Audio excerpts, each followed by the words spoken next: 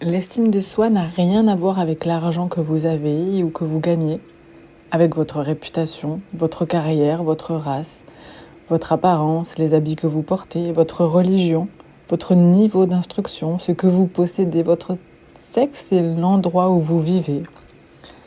L'estime de soi est quelque chose de très simple. C'est le respect que vous avez et que vous ressentez pour vous-même. L'estime de soi vient de estimare, qui signifie déterminer la valeur de quelque chose. Avoir une opinion sur suis-je valable? C'est donc comment on se voit et si ce que l'on voit, on l'aime ou pas. L'estime de soi, c'est avoir de la valeur à ses propres yeux. Et ça se manifeste par la fierté que nous avons d'être nous-mêmes et qui repose sur l'évaluation continue de nos actions quotidiennes. C'est la disposition à se considérer comme compétent pour faire face aux défis de base de l'existence et d'être heureux.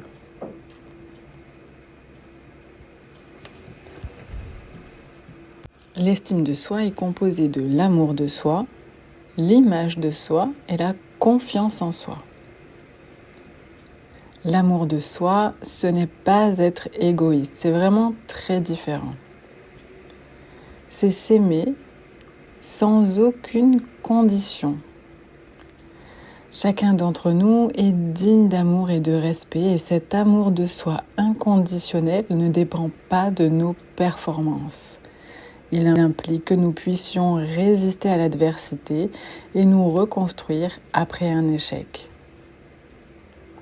S'aimer, c'est refuser de dépendre uniquement de l'amour des autres. C'est être à l'écoute de ses besoins et de ses valeurs.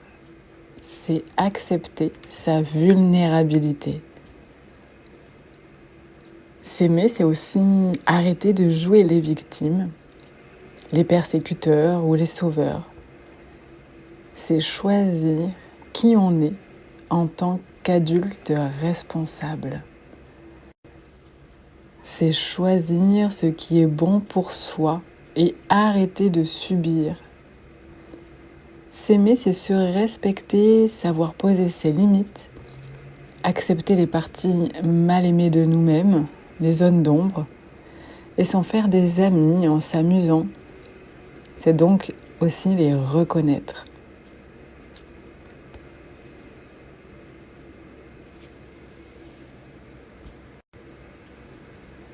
L'image de soi, c'est l'évaluation de ses qualités, de ses défauts et de son potentiel ou de ses limitations. C'est le regard sur nous-mêmes qui est lié à notre contexte environnemental, affectif et familial, ainsi qu'aux projets que nos parents ont formés pour nous.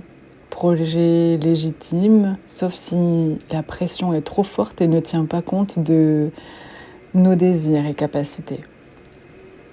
C'est une vision de soi limitée qui nous poussera à la dépendance vis-à-vis d'autrui. Avoir une bonne image de soi, c'est accepter sa vulnérabilité. Encore une fois, c'est vraiment un critère de base de la confiance en soi et de l'amour de soi, de l'estime de soi. Enfin, vraiment accepter sa vulnérabilité. Accepter qui je suis dans toutes les parties de mon être. Et enfin, la confiance en soi, elle s'applique surtout à nos actes. C'est penser que l'on est capable d'agir de manière appropriée dans toutes les situations. C'est avoir confiance en ce que l'on est et ce que l'on peut et ce que l'on veut. Elle se transmet par l'exemple et par le discours. Le manque de confiance en soi est une réaction appropriée à une situation et cela nous permet d'apprendre. Celui ou celle qui manque de confiance en soi a peur de ne pas réussir, mais aussi de réussir, ce qui remettrait en cause ses croyances, ce à quoi il tient. La confiance en soi, c'est connaître ses valeurs et vivre en accord avec elles, respecter ses besoins et les mettre en arrosage automatique, en faire des habitudes.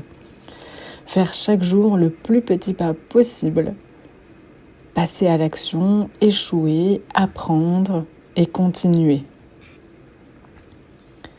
C'est, encore une fois, accepter de ne pas toujours réussir du premier coup, d'avoir besoin d'apprendre, accepter d'être vulnérable dans certaines situations et que cette vulnérabilité peut devenir une force.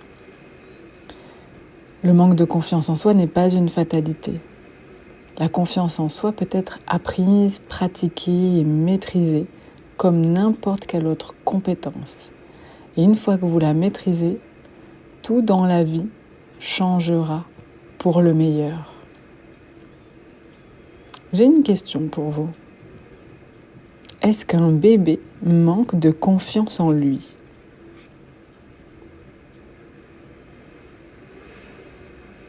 Pour celles et ceux qui ont des enfants, avez-vous déjà remarqué qu'un bébé n'ose pas, doute de ses capacités à se tourner, se mettre sur le dos, à tenir debout, à s'asseoir, à tenir tout seul sa fourchette ou sa cuillère, etc.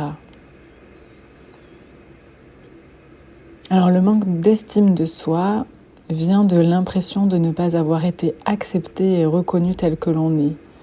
Ça peut également venir d'un manque de communication ou d'écoute, d'un manque de soutien, un manque de protection, un manque de place, un amour incomplet. C'est douter de sa capacité à être aimé. Et ce sont des réactions face à la souffrance, à un automatisme acquis, à l'exclusion, au harcèlement. Ça peut être une succession d'échecs, la soumission et la dépendance, les humiliations, les comparaisons. C'est être éduqué dans la peur, la soumission. Cela crée une profonde angoisse, une vision de l'amour pervertie, un grand manque d'estime.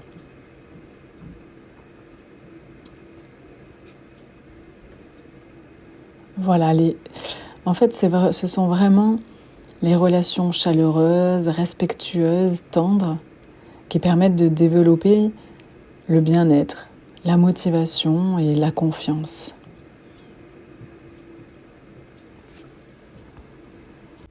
Les croyances limitantes associées à une faible estime de soi ressemblent à devoir être approuvé ou apprécié par les autres, à devoir être conforme, être parfait, devoir au contraire être absolument autonome, ou bien devoir maîtriser ses réactions affectives et émotionnelles.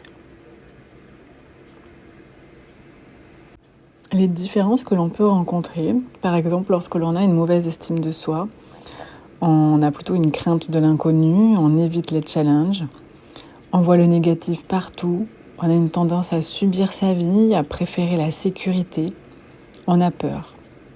Et lorsque l'on a une bonne estime de soi, on a plutôt tendance à explorer, à s'ouvrir à de nouvelles possibilités, on apprécie les challenges, on voit des opportunités et des apprentissages, on est responsable de sa vie.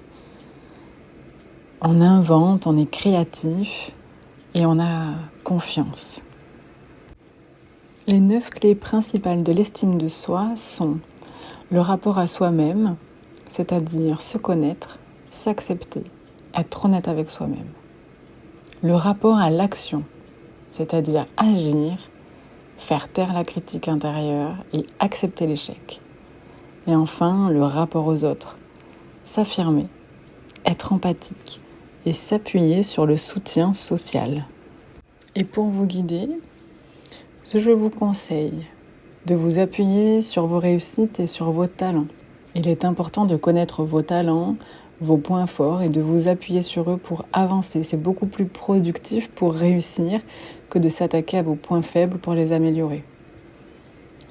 Vivez pleinement vos valeurs et nourrissez vos besoins. Les personnes qui ont un déficit d'estime de soi et de confiance en soi sont tellement à l'affût de l'avis des autres qu'elles en oublient leurs propres valeurs et leurs propres besoins. Posez des petites actions aussi souvent que possible. Si vous ne faites pas quelque chose que vous aviez projeté, vous entamez votre estime de vous et votre confiance en vous.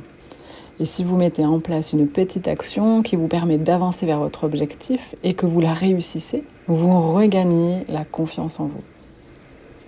Surveillez votre dialogue intérieur. L'autocritique permanente, les auto-jugements négatifs ne peuvent qu'augmenter vos doutes et diminuer encore plus votre confiance en vous. Et vous répétez « Je m'aime, j'ai de la valeur ». Aimez-vous tel que vous êtes. Au lieu de dire « je ne m'aime pas tel que je suis, je dois changer », etc., commencez par aimer ce que vous êtes en prenant soin de vous. Et le changement suivra. En conclusion, notre estime de soi impacte tous nos domaines de vie, notre façon de percevoir la vie, notre capacité d'atteindre nos objectifs, nos rencontres, nos relations, notre communication, notre réussite. Il est donc de notre devoir de travailler à renforcer et développer cette estime de soi. Avoir une bonne estime de soi nous rend plus ambitieux, créatifs, plus ouverts, plus honnêtes, plus respectueux de nous-mêmes et des autres, plus clairvoyants, en meilleure santé, heureux. Nous réussissons mieux et ressentons plus de gratitude. Nous assumons nos émotions, notre vulnérabilité. Donc vraiment, ayez confiance en qui vous êtes et ayez la foi en la personne unique que vous êtes, en vos valeurs.